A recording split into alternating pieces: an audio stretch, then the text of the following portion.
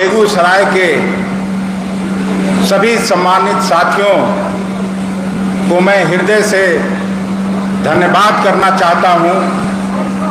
विजय शंकर दुबे जी के यहाँ हम लोग गए थे, शकील खान साहब भी गए थे और वहाँ जिस तरह का स्वागत अभिनंदन हुआ था, मेरी अपेक्षा थी। हालांकि हम गाड़ी में आ रहे थे तो आदरणीय तारिक अनवर साहब को जो जहाँ से फ़ोन जाता था तो हम लोग कहते थे कि यहाँ का लोग ऐतिहासिक स्वागत और सम्मान मेरा आपका करने वाला, हम अनुग्रहित हैं।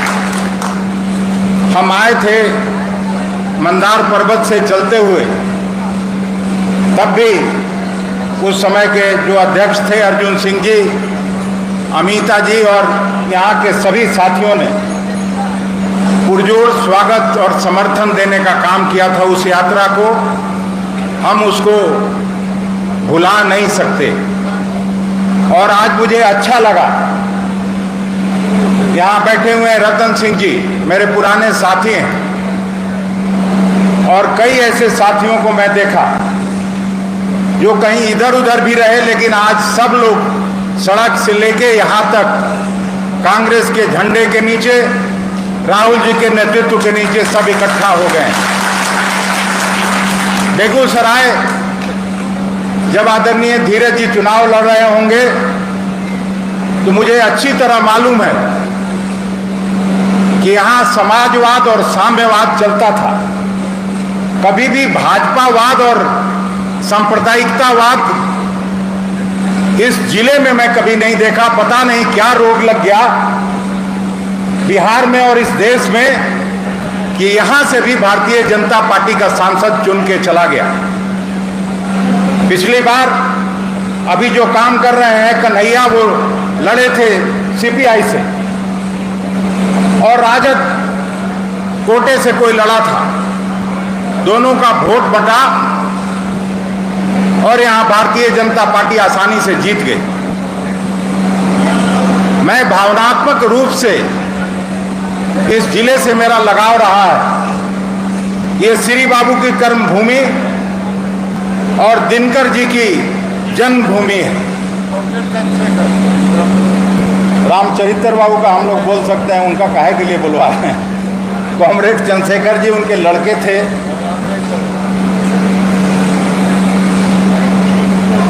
यूं तो राजनीतिज्ञों को अपनी भावनाओं पर संयम रखने के लिए जाना जाता है, लेकिन आज मेरे लिए ऐसा करना मुश्किल हो रहा है। भले ऐसा हो भी क्यों नहीं भला, महात्मा गांधी, सरदार पटेल, डॉक्टर राजेंद्र प्रसाद और डॉक्टर श्रीकृष्ण सिंह जैसे महान विभूतियों के प्रतिमा पर श्रद्धा सुमन अर्पित करने के बाद राष्ट्रकवि दिनकर की भूमि पर खड़ा होकर आज जो देश की परिस्थिति है उसको हम आपके बीच साझा करने आए हैं। जब देश की स्थिति देखता हूं कि कैसे सरकार में बैठे लोग सांप्रदायिक उन्माद, हिंसा और नफरत की आग को हवा देने में मगन है, तो मन मलिन हो जाता है। सोचता हूं कि जिंदगी में अपना सर्वस्व न्यौछावर कर एक आदर्श राष्ट्र का सपना देखने वाले इन महापुरुषों की आत्मा आज कितनी बेचैन हो रही होगी। बेगूसराय वो धरती है जहां हमेशा धर्मनिरपेक्ष ताकतों का बोलबाला रहा। इस धरती पर आदरणीय चंद्रभानु देवी जी, जो अमिता जी की माता जी थी, उन्होंने प्रतिनिधित्व किया। श्रीमती कृष्णा शाही जी ने प्रतिनिधित्व किया। राजू बाबू जैसे दिग्गज कांग्रेसी इस लोकसभा से प्रतिनिधित्व करने का काम किया।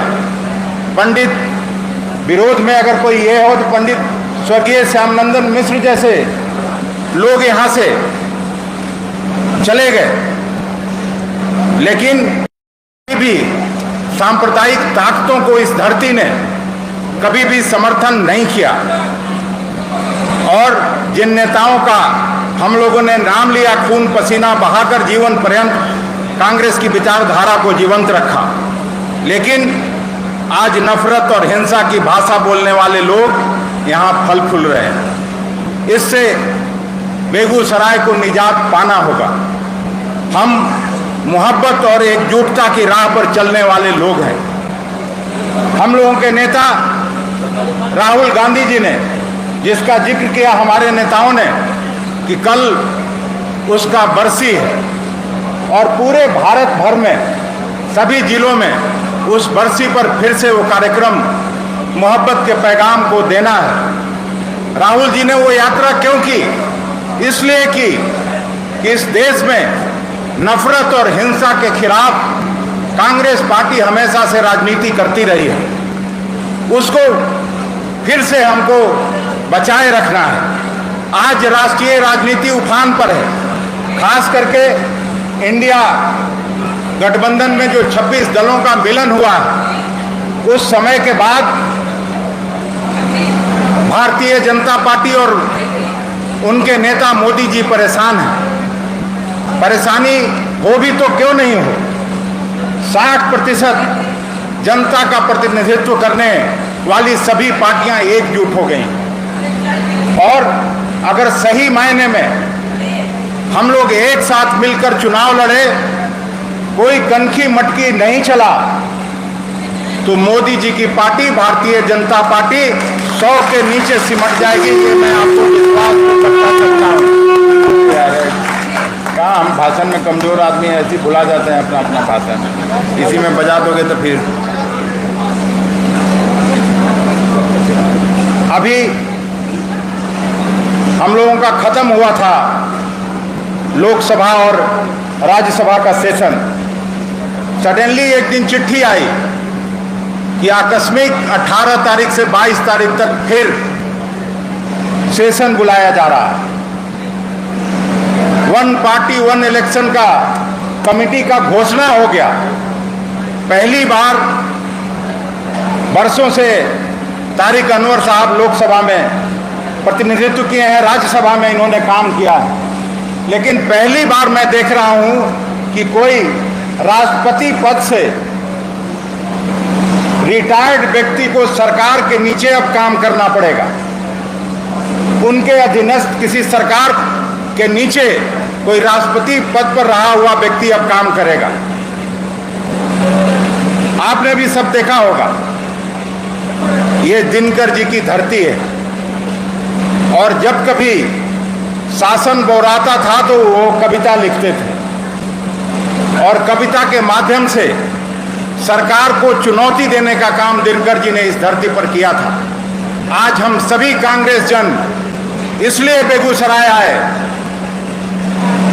सार्जन जी के बुलावे पर कि वही धरती है जो परिवर्तन कर सकती है देश की राजनीति को और बिहार की राजनीति को बदलने वाली धरती है। मैं पिछली बार भी आया था, यहाँ नाइंसाफी हुआ था टिकट के बंटवारे में। मैंने उस समय भी ये बात कहा था। मटिहानी में टिकट नहीं मिला। बछवाड़ा में स्वर्गीय रामदेव बाबू का, जो गरीबदास हमारा नेता है युवक कांग्रेस का, उसको टिकट नहीं मिला। कभी हम लोग सोच नहीं सकते थे कि अमिता यहां से चुनाव हार जाएंगे। जब तक गिनती नहीं हो गई तब तक हम लोगों को कभी लगता नहीं था, लेकिन यहां एक साजिश हुआ और उस साजिश में आज विधानसभा में प्रतिनिधित्व करने वाला कोई नहीं है। हम धन्यवाद देते हैं राजीव को।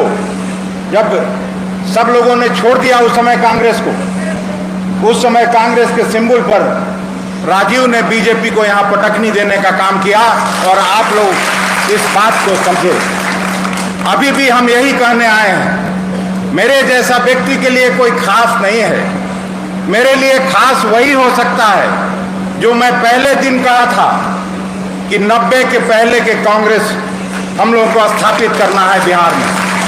उसमें जो भी काम करेगा वही मेरा खास होगा, नहीं तो कोई खास नहीं है। कांग्रेस का एक एक कार्यकर्ता, मैं कार्यकर्ता की हैसियत से यहाँ पर आया हूँ।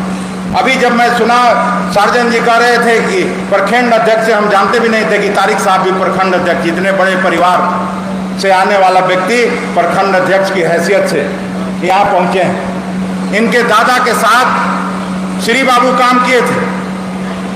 उस समय तो मुंगेर और बेगूसराय एक ही जिला था। मुंगेर में इनके दादा जिला परिषद के अध्यक्ष हुआ करते थे और श्री बाबू उन्हीं के साथ उपाध्यक्ष के पद पर। मैं वही कह रहा हूँ, हम जिस जिले से आते हैं वहाँ इनके चाचा शाह उमैर साहब कांग्रेस के जिला अध्यक्ष हुआ करते थे, गया जिले के एमएलसी थे। इनके पिताजी दो बार एमएलए रहे। इनके चाचा हमसे पहले अरवल में दो बार विधायक रहे। लेकिन तब भी इनके जैसा व्यक्ति उस पृष्ठभूमि से आने वाला हमको अच्छा लगा कि ये भी प्रखंड अधिकारी। फिर इन्होंने कहा कि हम तो थाना अध्यक्ष। तो कांग्रेस में ये सब नहीं है, गलती हो सकती है हमसे और हर गलती के लिए मैं क्षमा मांगने को तैयार हूं। लेकिन आपसी कटुता, आपसी रंजिश यहां आप खत्म करिए। फिर देखिए हम लोग पूरा कांग्रेस, बिहार कांग्रेस, हम मांग करेंगे कि बेगूसराय की सीट, लोकसभा की सीट मिले और जो जीतने वाला उम्मीदवार हो बेगूसराय का स्थानीय कोई जो नेता, उसको टिकट हम लोग दिलवाने का प्रयत्न करेंगे। हम ये आपको इस धरती से कह के जाना चाहते हैं। लेकिन ऐसी गलती मत करिए जिसमें सांप्रदायिक ताकतों को बेगूसराय जैसा जिले में जगह मिल जाए। इसके लिए जितना कठिन परिश्रम करना पड़े, आप सभी नेताओं को, कार्यकर्ता साथियों को, वो प्रयत्न आपको जरूर करना चाहिए। यही मैं कह के मैं जानता हूं, सब लोग सुबह से केवल भाषण सुन रहे हैं। अब राशन का भी इंतजाम होना चाहिए। मैं जानता नहीं राजेश राम जी कहाँ है कि नहीं है, लेकिन जरूर प्रबंध कुछ न कुछ होगा। अंत में मैं इस सफल परिवर्तन रैली के लिए और बेगूसराय जिले ने जिस तरह से हम लोगों का खैर मकदम किया, जिस तरह से स्वागत और समर्थन देने का और इस रैली को संचालित करने का काम किया, आप सबों से मिलने का अवसर पाकर पुनः आप सभी साथियों को हृदय से धन्यवाद देता हूं। जिला कांग्रेस कमेटी के अध्यक्ष अभय सिंह सार्जन, अमिता जी, पूर्व जिला अध्यक्ष अर्जुन सिंह जी और सभी साथियों को मैं फिर से आभार व्यक्त करते हुए अपनी बात समाप्त करता हूं। एक बार मेरे साथ नारा लगा दीजिए।